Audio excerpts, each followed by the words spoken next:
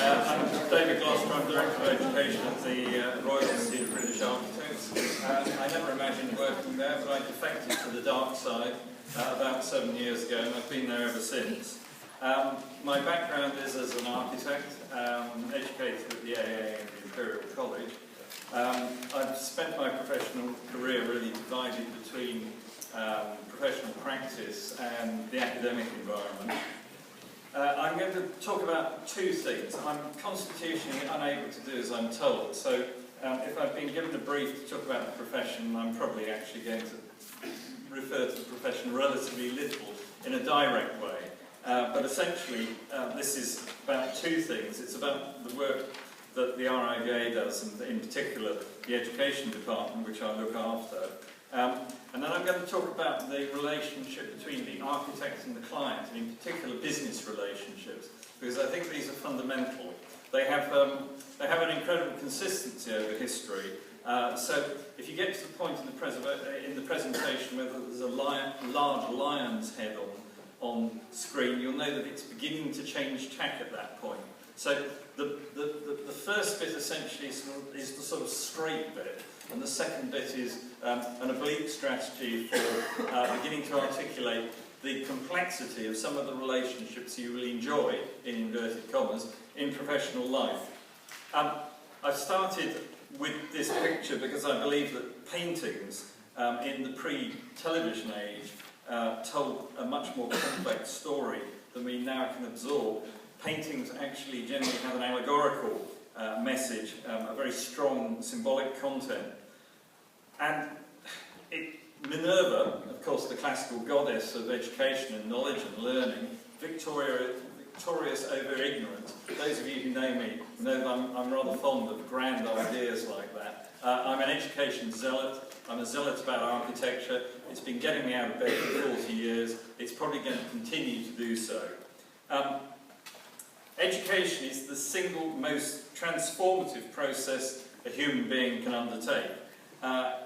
Ignorance, unfortunately, is viral in an age of hyper-information and declining knowledge. We need to make a distinction in our heads between information, which there's currently plenty of, arguably too much of, and knowledge, which, to repeat, is, in my view, a declining asset. Those of you who've managed to penetrate some of the Nash Ramblers, as John described it, might have blundered on this large building in the RIBA. Apparently, during the last scrap that we had with a Central European country, it was well known that the Luftwaffe had been instructed to spare the RIBA headquarters because it thought it would provide a fitting habitation for a government department of the new British German government. So it's a rather scary and forbidding building, which has been managed architecturally in a manner that is essentially Scandinavian neoclassicism. Actually terribly well judged, I think, in design terms. But we're not here to critique the architecture of the Institute. What was it there for? It was there, if you look at the Royal Charter, as an institution for the general advancement of civil architecture and for promoting and facilitating the acquirement, sorry about the dodgy English, of the knowledge of the various arts and sciences connected therewith. In other words, it was only there for two reasons: the practice of architecture and the education of architects. So actually, the Royal Charter seems, by and large, to have got this pretty much right. It's there for good reasons. I am going to talk about some boring things, but I have no doubt you'll have ways of amusing yourself while you're bored. We were founded, the Institute, in 1834. We awarded our first student prize in 1836, so we've been rewarding educational endeavour for a mighty long time. William IV gave us a Royal Charter, and Queen Victoria awarded the first gold medal for architecture. We've got 40,000 members, blah blah blah, 5,000 of them are international, and we believe that we're there to serve our members, the public, and a globalised construction industry. It might say British over the door, but anybody who believes that architecture can be limited solely to one national base is naive. This is a globalised profession, the construction industry, which you are going to be entering. We're a business super brand. That means practically nothing other than it's the sort of thing that our chief executive might mention to somebody over dinner.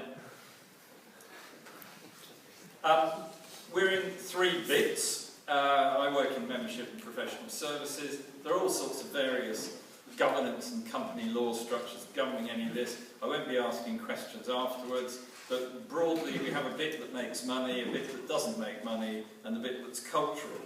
I think this is quite important. The issue of what a membership body is about, how it represents its membership, I think is really key. And I would say that the cultural role of any membership body is actually vital. It has to perform a function somehow of being a learning society, which in some way moderates and helps to define the remit of the professional person. Enterprises, that is in the middle, it's a for-profit company. It sells things like British standards, the National Building Specification, all terrifying documents in which you will lurch into over the next few years of your career. But we do have some marvellous treasures. And if you go to the Victorian Albert Museum, in the great museum complex in Kensington, you'll find the drawings collection. And the drawings collection is a physical collection of stuff, some of which dates back to the Renaissance. So you can be in a room with a drawing produced by Alberti. You can be in a room that's been produced by a hyper-rich American commercial practice in New York yesterday. It's a 550-year archive of the drawings that architects produce. It's an extraordinary thing, and it's a public facility. These extraordinary artefacts are slid out of drawers with people wearing white gloves, and it's a rather magnificent thing. I dip into it when you can. It's worth it. We've got lots of stuff. We have the largest collection of Palladio's drawings outside of Italy. We have a massive collection of Piranesi's drawings. We have also an extraordinary archive of work that you could describe as the alternative modernism. All these terms, all these names will become stupendously clear to you within the next few weeks and months.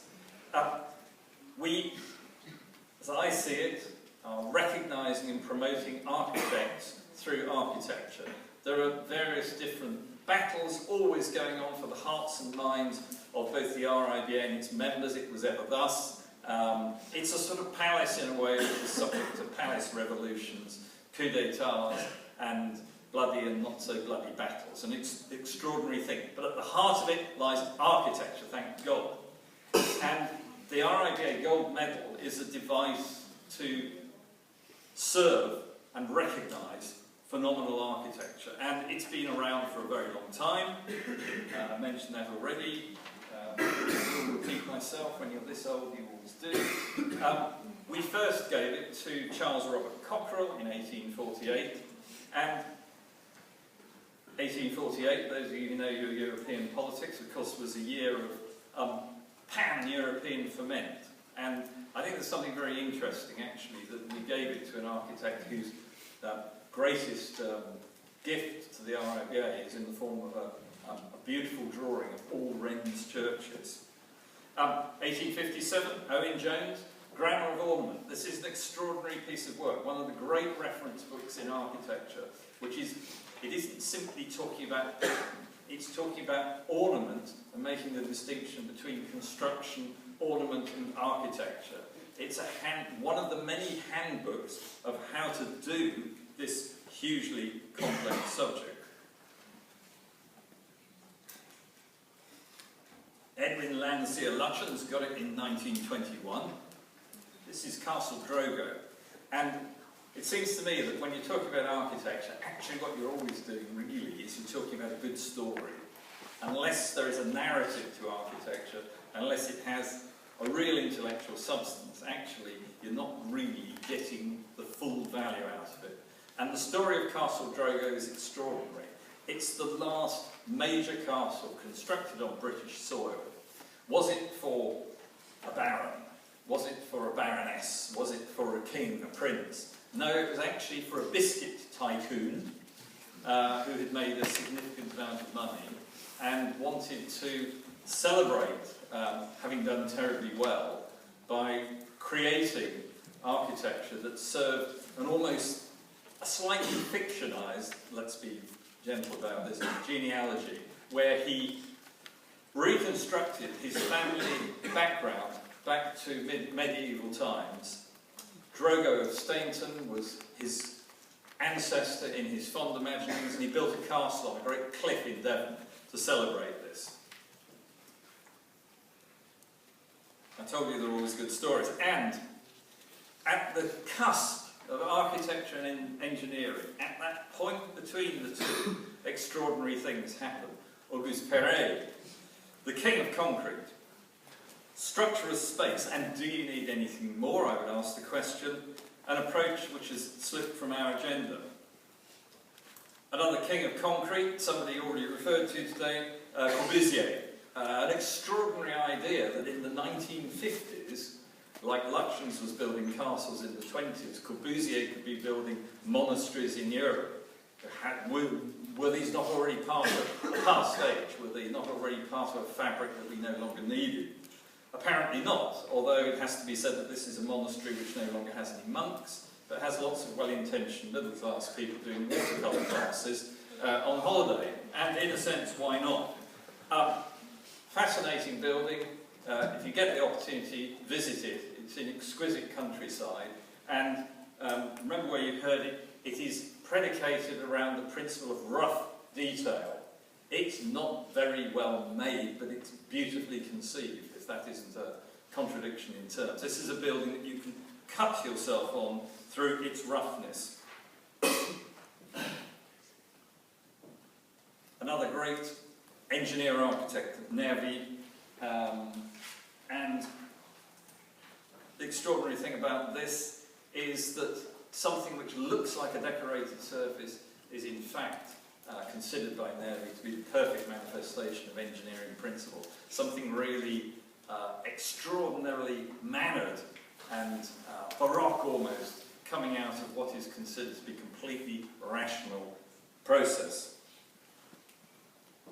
Lucan, one of the great architects of mass, at a time when mass was almost entirely slipped out of the architectural agenda. A very well-known British architect said to me recently that, well, actually, we design a primary structure, we make sure it's structurally stable, and then the architecture is a 5 centimetre skin that we wrap around that primary structure.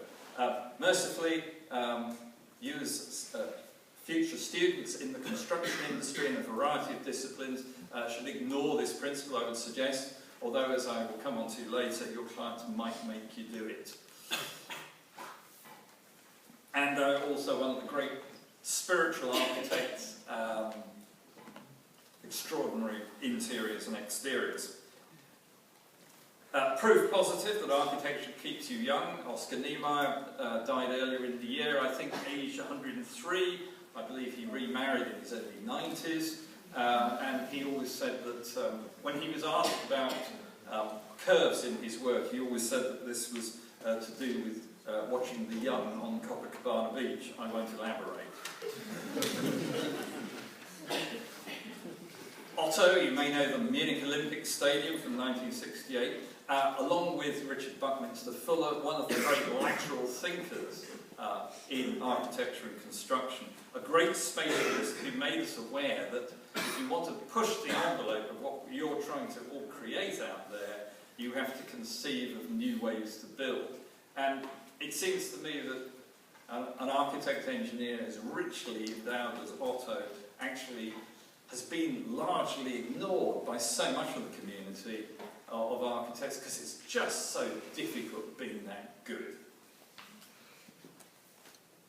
I could say the same for Toyo Ito, the Sendai Mediatek, when Japan was devastated by a false 9 on the Richter scale earthquake. This was one of the very few buildings near the epicentre that actually survived. Largely, I would suggest, down to the collaboration between Ito and his engineer Mutsuro Sasaki, a collaborative vision. This point about working between the interfaces of architecture and engineering, you'll see, is beginning to emerge as a theme. Herzog de Meuron, well known, probably, you're bound to go to the Tate Modern sooner or later, a building converted, of course, from a power station. Herzog de Meuron, Peter Cook, for many years, of course, a professor at the Bartlett, characterised Herzog de Meuron as a boring practice that became interesting. He's actually completely right. Extraordinary. And this is probably, what you're looking at here, the best car park in the world. Royal Gold medalist, many and varied, Alvaro Siza, brilliant Portuguese architect. Is this building a rock? Is it a house? Is it a landscape? It's something between all these things. And Siza's genius, I think, is the transposition of materials. There are buildings he's executed where he is clearly referring to fabric, and he's constructing it in reinforced concrete. This is an intertwining of meaning, not to confuse, but to actually intrigue and draw in. And we do nothing as architects unless we intrigue and absorb and seek to change. Peter Zumthor, a man who, when I met him for the Royal Gold Medal, clearly is weaving his own jackets, an extraordinary guy. I mean, this rather reclusive character living and working in Switzerland, weaving his own mythology as well as his own jackets. An interesting architect to give the gold medal to. He's never done a big building yet, and the great test of architecture is taking the principles that are so coherent and beguiling at a small scale, as Corbusier did, and transferring them to the macro scale. So I'm not saying the jury's out on Zumthor, but I want to see a big building from him, and then I think we can see where he sits in the pantheon. Right. Slight shift. Politics. I talk about politics a lot. Education. Constellations of coincidence. There's a lot of people interested in education, not just in the UK, but around the world. Going back to what I was saying about this transformative experience of education, the mucky characters in Whitehall are generally extremely interested in education. One, because it costs a lot of money. Two, because it's profoundly influential in how people think. Three, actually, it's defining the ideology for how we develop our views of society everywhere. I'm not going to go through this. These are three of the people who have made a difference in not necessarily particularly positive ways at all to UK education. You may hear your tutors talking about them, possibly not in particularly favourable ways. You will all be aware that your education in the UK now is quite expensive. Not as expensive as in the Ivy League universities in America, but the norms about what we pay are going up. The virtual privatisation of UK education, we will absorb. This will become the norm. But I would suggest that you, at the beginning of your higher educational career, have become victims of a kind of state crime. I don't think that should stop you enjoying your education, but it does mean that the value that you need to attach to it is possibly even greater than it ever was.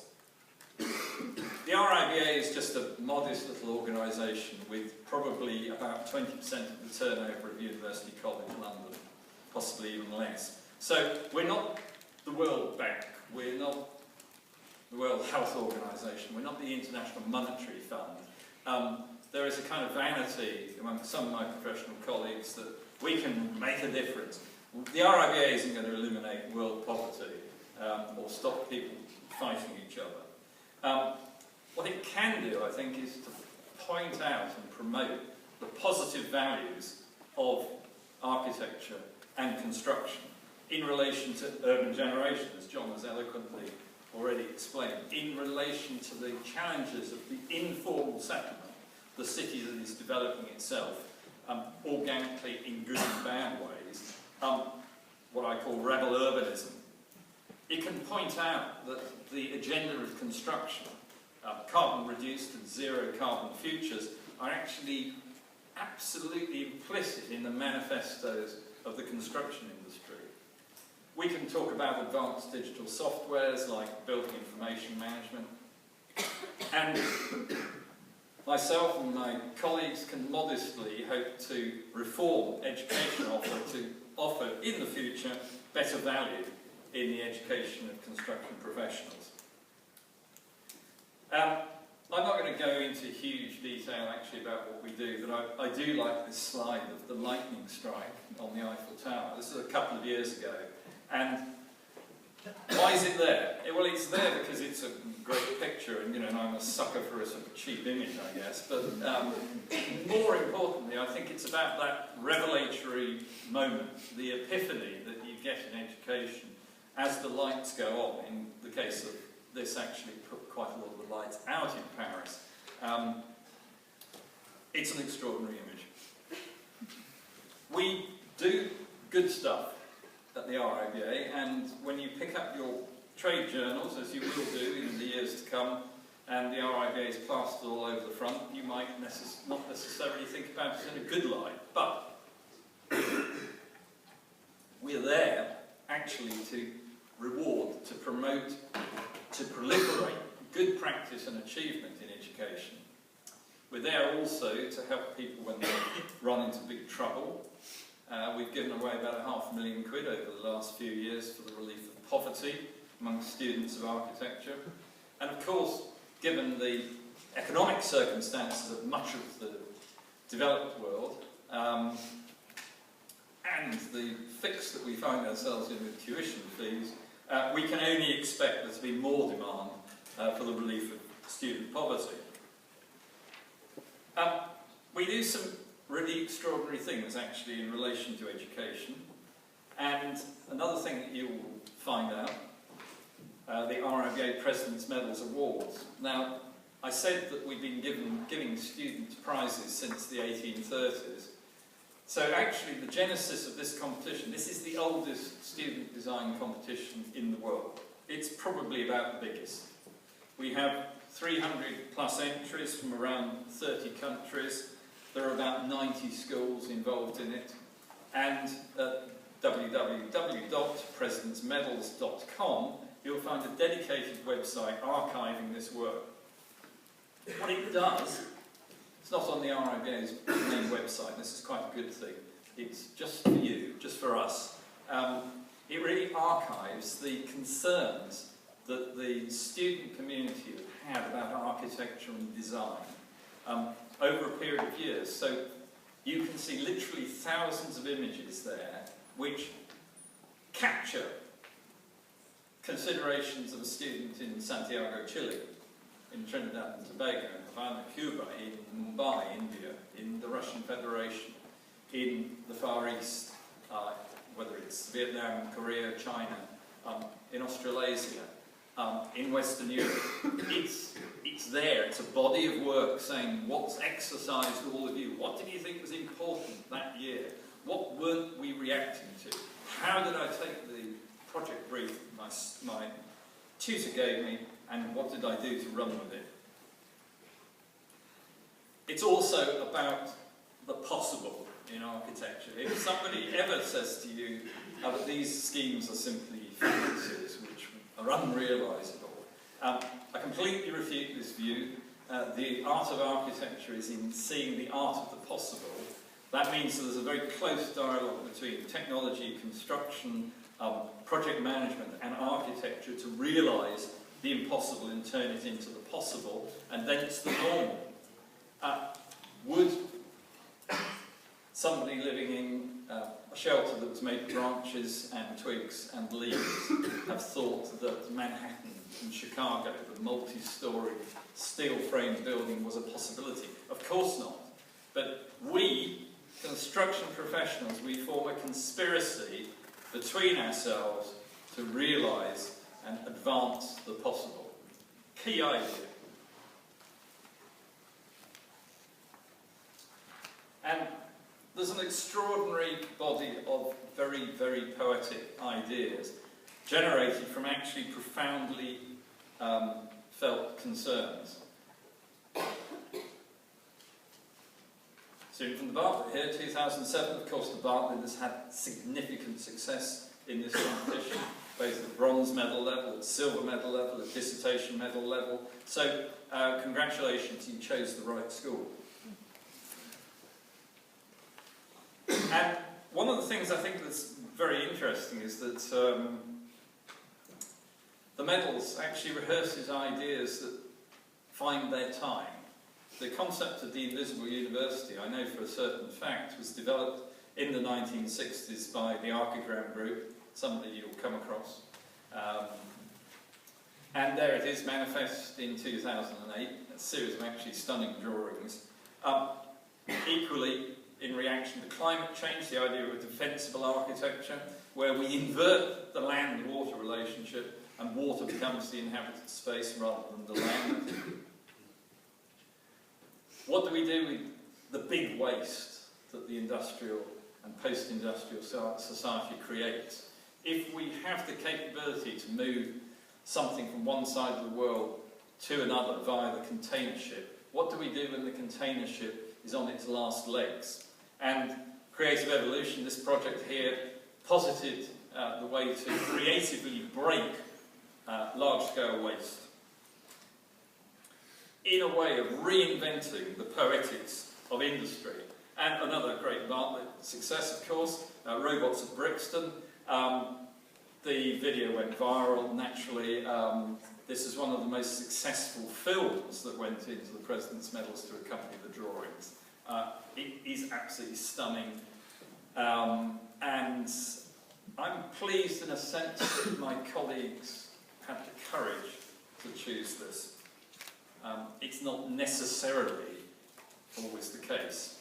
Kibwe Tavares, the silver medalist from the Bartlett who won this, now runs a kind of multi-pronged consultancy that sits between architecture, design and filmmaking. And it's that rewriting of the script for what professional practice is that's something that is within your gift.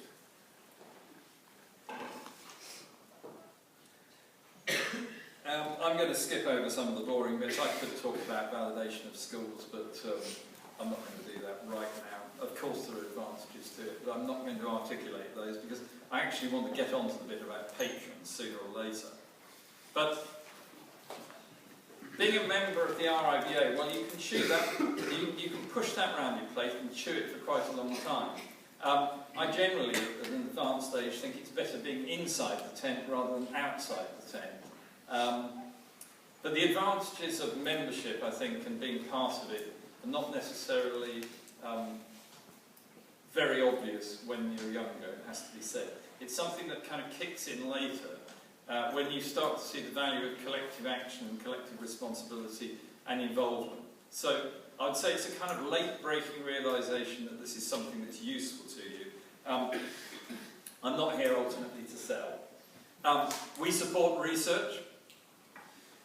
We run a variety of research symposia and activities, and we've started recently the idea that rather than refereeing papers, going through this sort of fearsome process of choosing and applying value judgments to it, we run academic symposia where papers simply have to adhere to a 20-minute presentation protocol.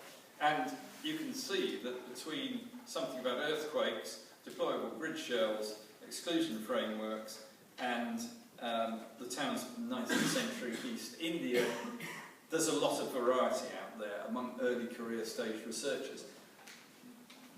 Many of you will think that you will spend your professional lives on construction sites, but career management is not something that runs in straight lines. People become other things. They become TV pundits, they become writers, they become journalists, they become teachers, God forbid, of architecture and related disciplines. You become lots of things, and it is the launch pad of construction disciplines that can fire you off in so many different places. We do other stuff. We commission research that looks at the structure of the profession, whether it's gender issues, why do women leave architecture, for much the same reason that men do, we discovered, long hours culture. When you do return home eventually after working on a project for 6 months, your wife stroke girlfriend, husband stroke boyfriend and children don't recognise you and ask testing questions about where you've been. Architecture and ethnicity, inevitably an issue. And disability in the profession. You know, do we accommodate disability within the educational process, within the professional process? There's a terrifying bit of legislation out there called the Professional Qualifications Directive. I'm not even going to go into it, but it's about to be hauled over and warmed over by the European Parliament, and it probably will change. It will change. I shall see to it changes the structure of architecture education in this country. Probably not in your first few years of study. It's quite complex. This country sits in amongst 25 other European member states. So another of the things that we do at the RIBA is trying to find ways between the fissures and cracks of bureaucracy, mediating between the registration board in this country, the Department of Communities and Local Government, and God knows how many other people, to get something that is going to yield fitness for purpose in the short and medium term, and provide a better value of architecture education. What kind of schools, what kind of future the schools want? It's very interesting. I would say here are some issues to think about. What exactly constitutes a technical imagination? This is a key thing. If you see design as some process separate from making, I would suggest that you've only got about 30% of the story. Design is an holistic intellectual process that can apply to the making of spaces, to the development of door furniture, a handle, to the proposal for a timescale in which a project is executed, to a specification of works, to almost anything, in fact. The intellectual process that design involves is super sophisticated and gives you powers that you can apply to all sorts of areas of life and career development. Again, congratulations on making the right choice. But this relationship between the constructor and the construction industry professional, key. I said as well that there's a narrative, there's a story, there's a theoretical grounding to every great piece of construction. We need to understand the histories and theories of architecture and urbanism. We always need to look over our shoulder to know the way forward. If you walk down the street looking over your shoulder, it's true you will fall over. And 1 in 10 people texting on their phone apparently fall over every day. But the narratives of design, the things that give them strength, validity, substance, meaning, crucial to what you do. And I think there are also, it's not fanciful to say that there are theories of construction in the broadest sense. The construction of cities, the construction of buildings, the construction of thoughts, the construction of relationships.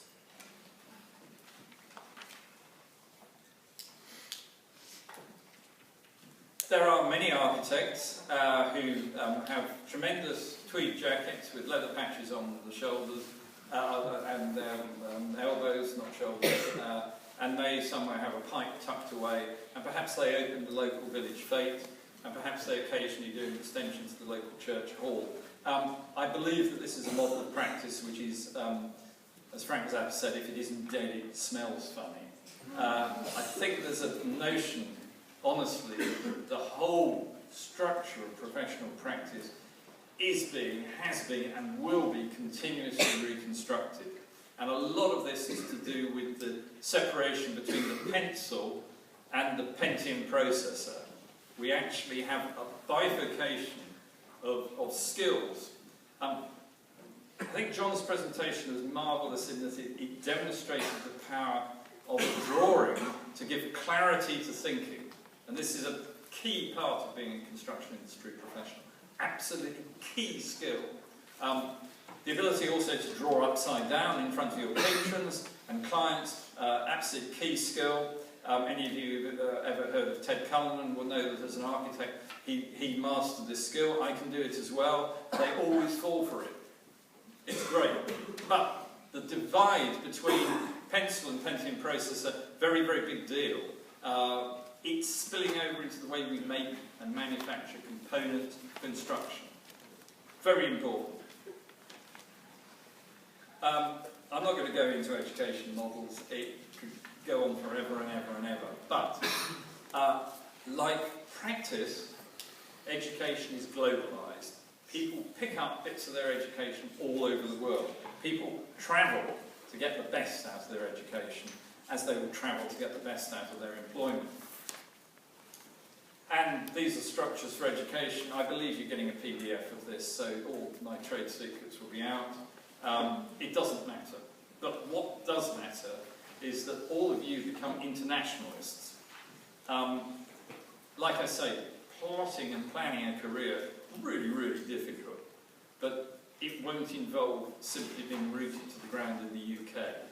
The era when somebody was born in Bagshot, attended the Bagshot Primary School, went to the Blanksville School of Architecture, and then worked for Blank Associates in Blanksville High Street, not moving more than 5 miles from the doorstep, is gone. We're peripatetic. Our preferred zone of operation is the transit lounges of airports. That's what we do now. So engaging with internationalism is not an option. It's just something you'll be doing. We're quite keen on this. It does say British open the door at the RIBA, but we see ourselves as running collaborative partnerships that have world reach. And critical friendship and collaboration, helping, not hindering, not policing, that's not what the RIBA is about. It's about trying to bring people together. It's a sort of professional matchmaker, if you like, because we do have kind of goodish contacts, it has to be said. And there's Fidel and Nikita, there's a man with a tiger, and there's a famous religious leader. Collaboration is good. And I want to talk, to finish this first part, about a collaborative project that we're running, which is going to have the wash-up session in Rome on the 24th and 25th of October. And it's called Polyarc. The original Polyarc was a bunch of hairy guys on a double-decker bus converted into a travelling school of architecture in the 1970s. Cedric Price, a great thinker and architect, said that it was a pity for students of architecture that not all the good tutors taught in one school. That every school had some good tutors and some pretty lousy ones as well. So to get access to the best, you had to travel. You had to travel to the source, to the oracles of wisdom. And so the vehicle, literally and metaphorically, was a double-decker bus. Purchased by the AA, converted by AA students. Everybody claims to have been on this bus. It's like kind of famous rock and roll gigs, which everybody claims to have been present at. It just wasn't. They just wish they were. Everybody claims to have been on the bus. Actually, the bus got stuck under a railway bridge at one point and ripped the bathroom module off the top deck and broke down many times. But the principle of a travelling school of architecture, a national school of architecture, is genius. It's brilliant. Well, we thought about what could we do. This is Cedric Price's aviary at London Zoo, a place which you walk through in amongst the birds. You don't look at the birds from outside. You are a bird, but with legs. What we've done, we've run 2 versions of Polyarc since the first one. We ran one about three years ago with 8 schools from the UK, and we're now trying a much more ambitious, much more likely to fail idea, which is that all these schools here on this slide, from Ireland, from Peru, from the UK, from Romania, Egypt, Vietnam, Russia, and God knows where at the AA visiting schools, they've all been working on one thematic concern.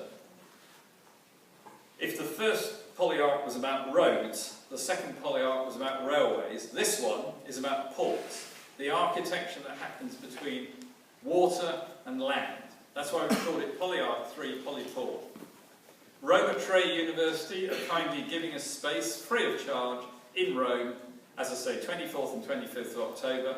All these students and staff and schools are coming together. We're going to see what everybody's come up with. Why not? That's the timeline. You know, we've been doing this now for about 18 months, and it's just about coming home to roost.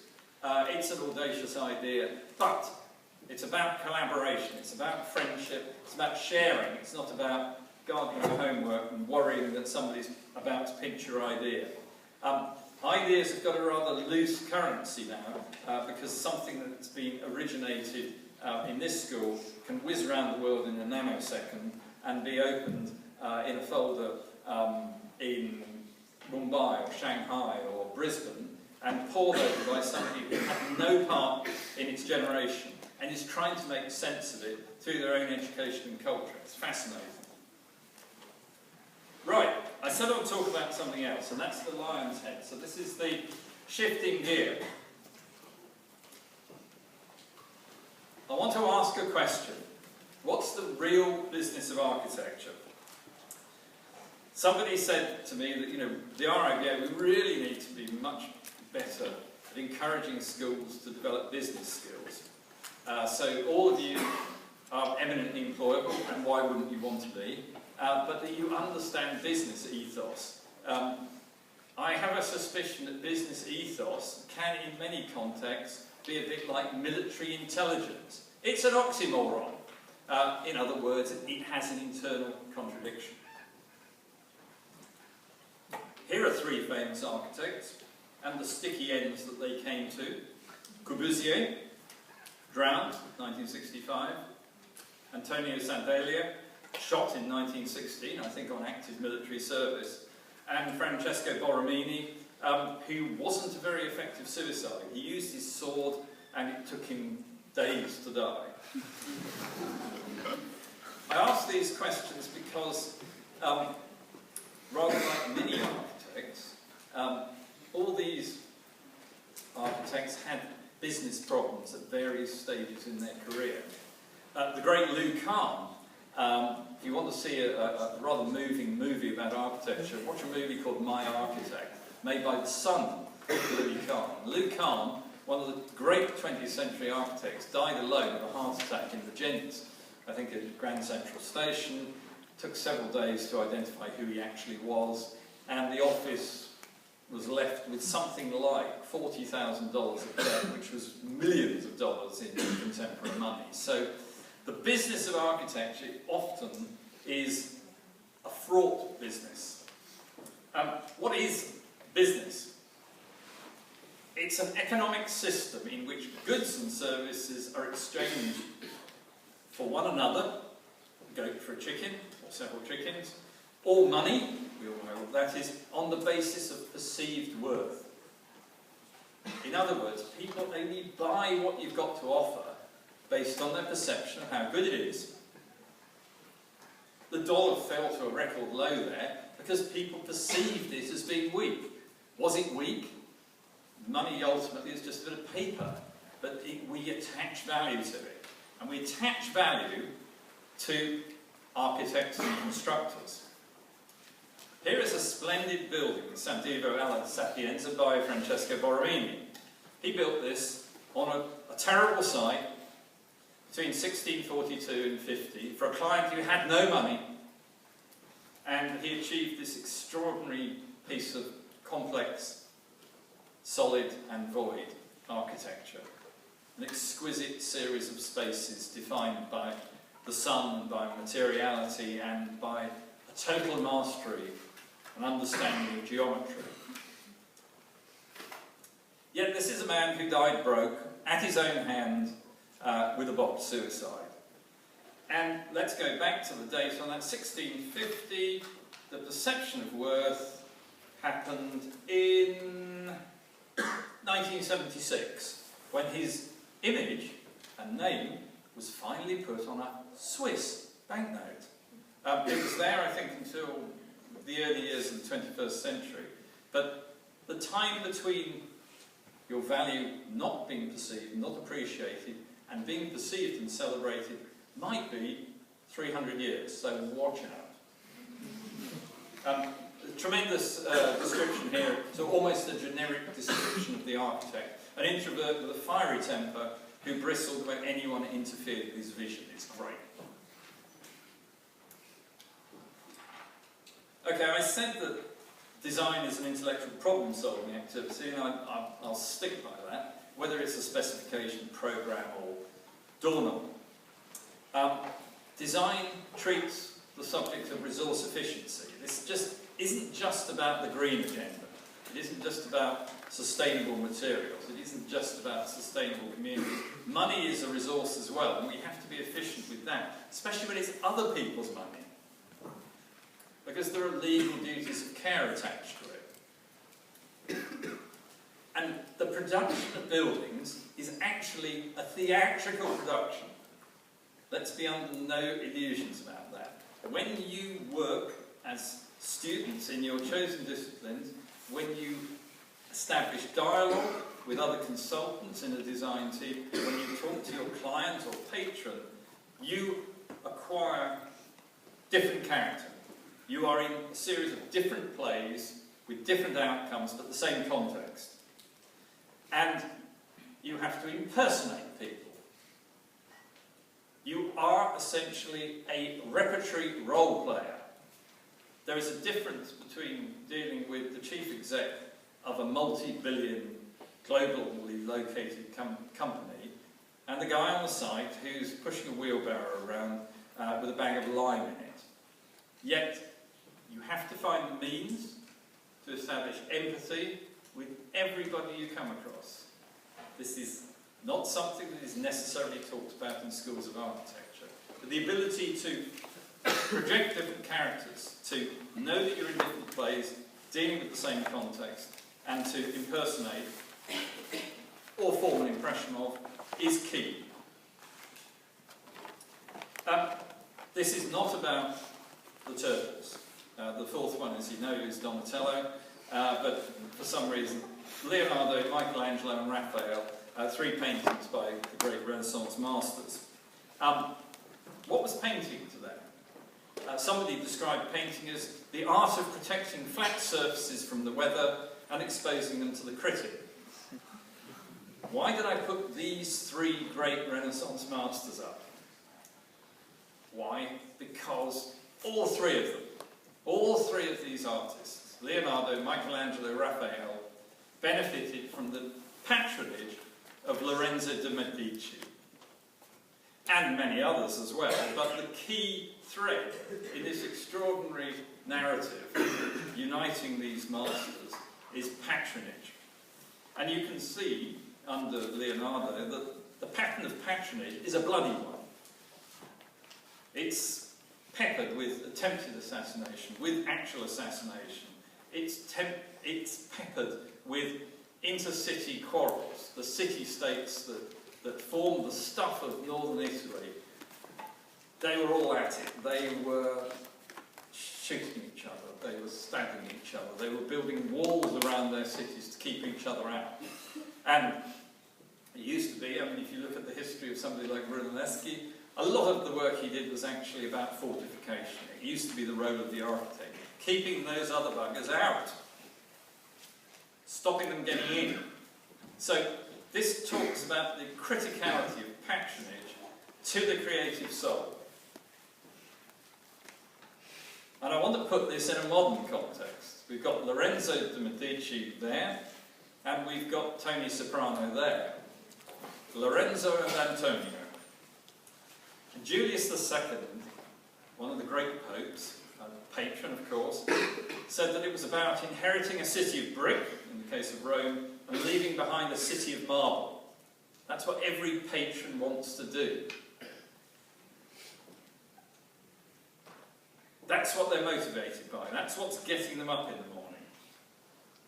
I'm going to look at 3 urban case studies because I was told this was about the city. I've hardly talked about the profession in a proper way, but I'm incapable of attacking any subject from a straight to go through. So I'm going to talk a little bit about cities and how they come into being. The guy with the rocks around his neck, Fulgencio Batista.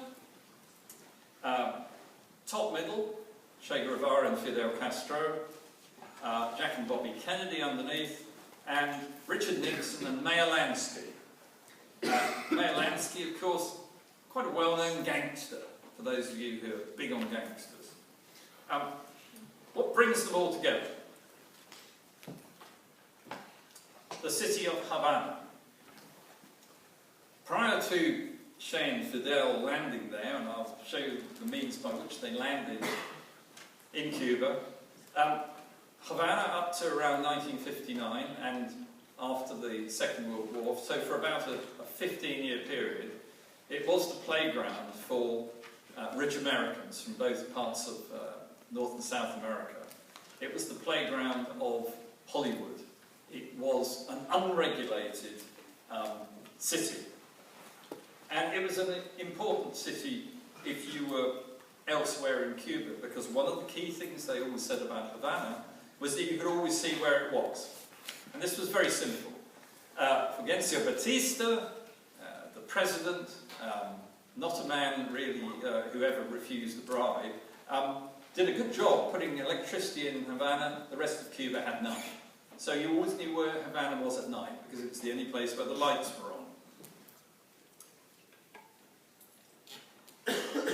Around the 2nd of December, my birthday as it happens, Che and Fidel made ground, made shore in the Granma. This boat is still available for inspection in the centre of Havana, and the Cuban Revolution began. What were the points that it raised? There was an unregulated casino trade that was responsible for virtually all the major building projects in pre-Castro Havana. And this had been going on since the 1930s. There are extraordinary deco buildings in the centre of Havana, like the Bacardi factory, for example. But most of this was on the back of gambling money. When Castro took power, he cleared out all the unregulated casino business. So the place where the American mob had routinely been laundering its money offshore through unregulated casinos was no more. This wasn't $1 million problem, this was $1 billion problem. Bugsy Siegel, guy with a cigar.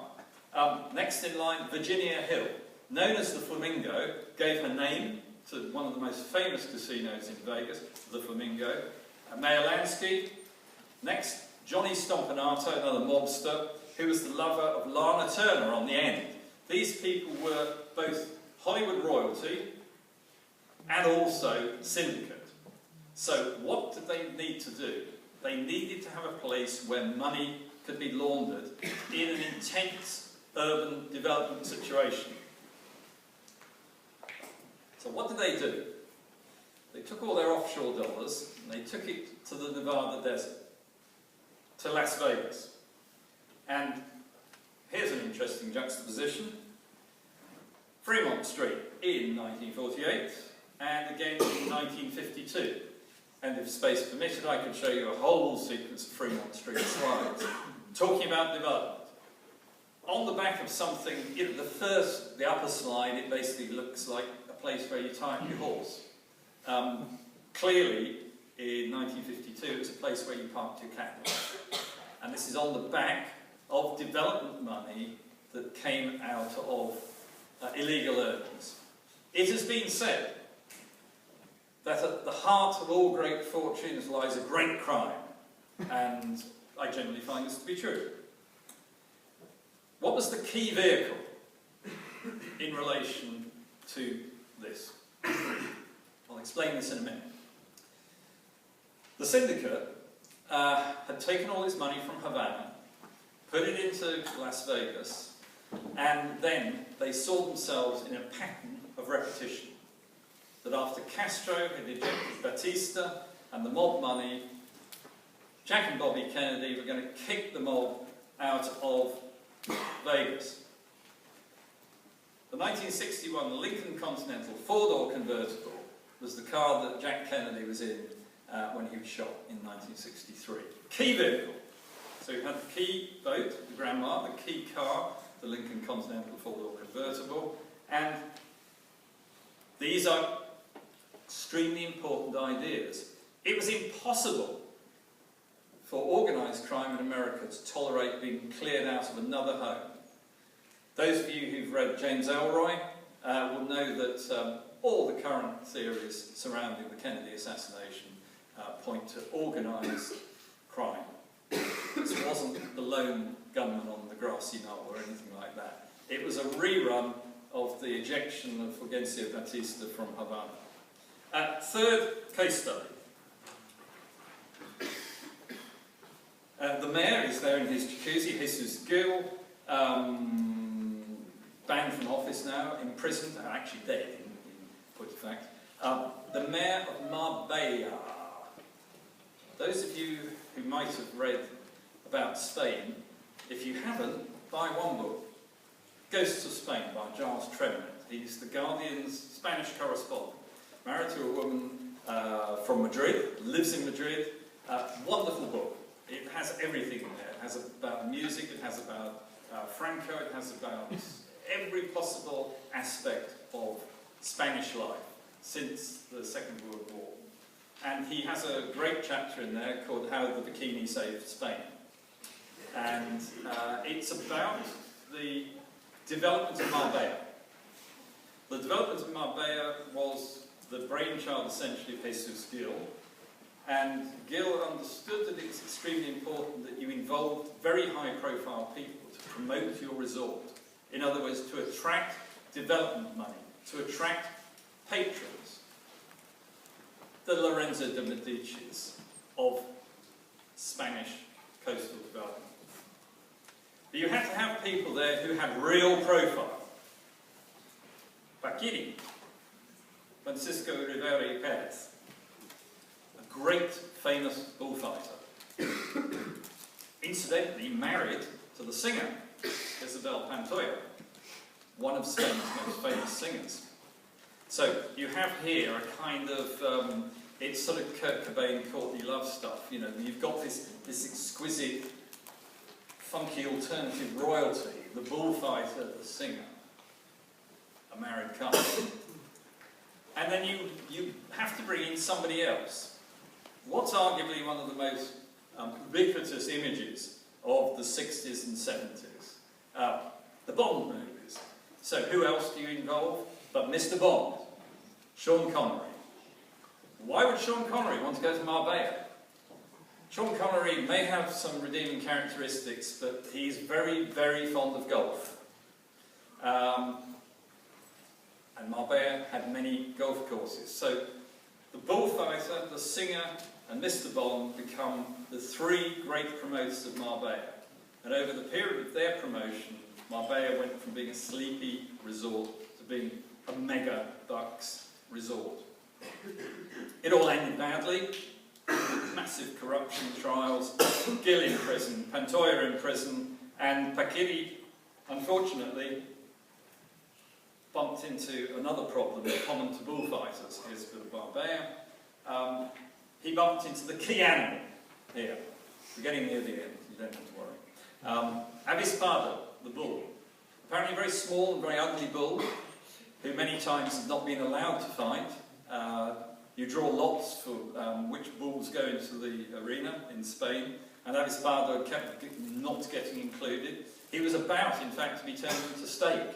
But that one day, he got drawn, and Paquiri wasn't on good form that day, and Avispado gored him to death. So this is an interesting story. It's all full of blood again, but it is a bloody world out there. The relationship between patrons and plans is a contested one. There are lots of reasons why we make architecture. We want to be useful, Cedric Price says. We want to create redemption, say other people. We want to be selfless and egoless. We want to capture the spirit of the moment.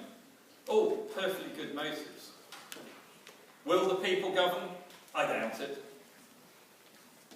But the patron is a constant. The point I'm trying to make is that from the Renaissance to the 21st century, you as professionals, future professionals, have to understand who you're getting into bed with. This is not indiscretions committed under the influence of Timmy Malibu. It's about the relationship between all of you as future professionals and the people who will be paying your fees. Patron, one who countenances, supports or protects, commonly a wretch who supports with insolence and is paid with flattery. Well, it's a very complex relationship, that's all I'm trying to say. And if you get it right, these are the glittering prizes that you may get. I'll answer questions if you'd like. Thank you.